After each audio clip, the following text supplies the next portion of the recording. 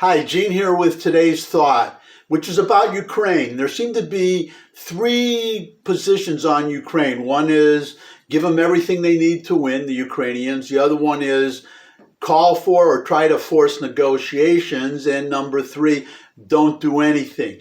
Now, these people, well, the first group, the ones that want to help Ukraine, they get it. The other two positions, those people, they don't get it. So I'm just going to clarify right here because the people who don't want us to help Ukraine or want to try to force negotiations, which will never happen, you're going to see why in a minute, they have to just face up to the truth and admit what's happening there and that they're okay with it. So there are two things to understand. First of all, if some of you may remember, hopefully a lot of you will remember, that when this all started, February 24th, a year ago, when Russia was poised to invade, or the invasion had just started, and the president, Zelensky, he was offered a flight, a path out of there to presumably form a government in exile, something, whatever. The point is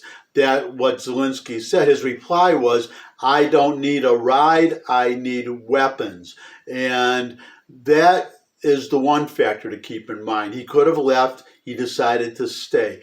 Number two is a former Russian general who was interviewed on Russian TV. He was part of some panel discussion. They were discussing at the beginning of the war the prospects for victory, whether they should have done it, and he was forced to recant 24 hours later what he said. I wish I could find the original video with the subtitles. I couldn't find it, but I remember it very clearly.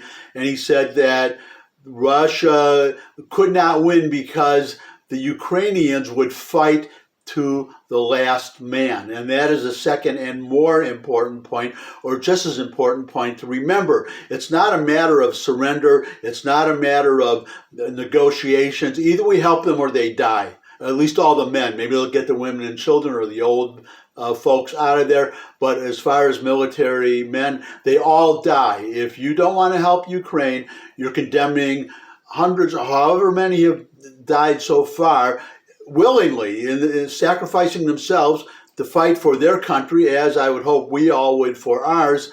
If you don't want to help them, then you are condemning them to death. And you need to be honest and say, okay, they're all going to die. We're fine with that. That's my thought for today. Thanks for stopping by. If you could subscribe, that would be great.